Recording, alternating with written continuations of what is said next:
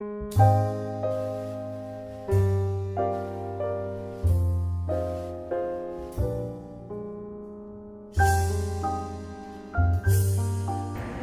ریاست کا ذکر کرتے ہیں جہاں کے حکمران کے بارے میں یہ مشہور تھا کہ وہ بہت عدل کرتا ہے، بہت انصاف پسند ہے، اور اس کی رعایا بھی اسے بہت خوش تھی۔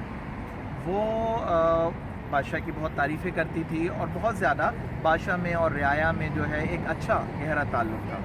پھر ہوا کچھ اس طرح کہ اس علاقے میں کہیں سے ایک جادوگر، ایک عامل آ گیا۔ اس نے اپنے کرتب اور شعبے دکھانے شروع کیے اور عوام اس سے متاثر ہونے لگے۔ جب یہ بات بادشاہ کے علم میں آئی تو بادشاہ کو یہ بات پسند نہیں آئی۔ اس نے اس عامل کو بلایا اور سرزنش کی اور ریاست چھوڑنے کے لیے کہہ دیا۔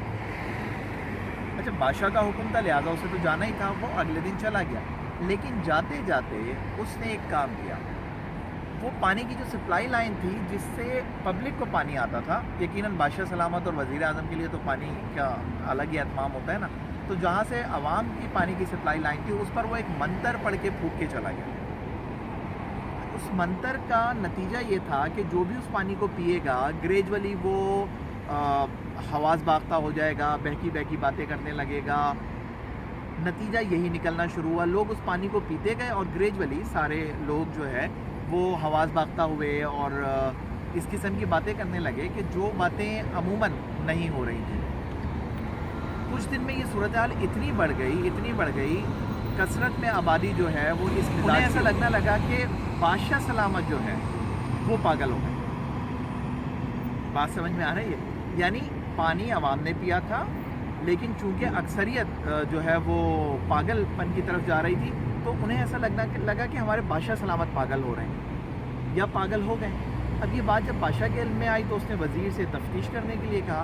تفتیش کے بعد کسی نہ کسی طرح سے اندازہ ہو گیا کہ یہ اس پانی کا اثر ہے جو عوام پی رہی ہے۔ بادشاہ نے پھر وزیر باتدبیر سے پوچھا کہ اب ایسے میں کیا کیا جائے؟ تو اس نے کہا بادشاہ سلامت، ایک کام تو یہ ہو سکتا ہے کہ یہ پانی بتدریج اثر کرتا ہے، تو ابھی بہت سارے لوگ ہیں جن پر اس پانی نے اتنا اثر نہیں کیا ہے، تو ہم ان لوگوں کو علیحدہ کر لیتے ہیں، ان کی شناخت کر لیتے ہیں، سارٹ آؤٹ کر لیتے ہیں، اور باقی جو بالکل ہی اس پانی سے متاثر ہو گئے ان کو پھر سائڈ لائن کر دیں گے۔ بادشاہ نے کہا یار یہ ہزاروں لوگوں میں اس کام کو کرنا بہت ہی مشکل ہوگا، کوئی دوسرا حل بتاؤ۔ تو ایسے میں وزیر اعظم صاحب نے یا وزیر باتدبیر نے اسی پانی کا بھرا ہوا گلاس بادشاہ سلامت کو پیش کیا اور کہا بادشاہ سلامت یہ پانی پی لیجئے، سارے معاملات ٹھیک ہو جائیں گے۔ یعنی جیسے عوام پاگل ہے، آپ بھی ویسی باتیں کرنے لگیں گے اور سب کو لگے گا کہ سب ایک جیسے ہو گئے۔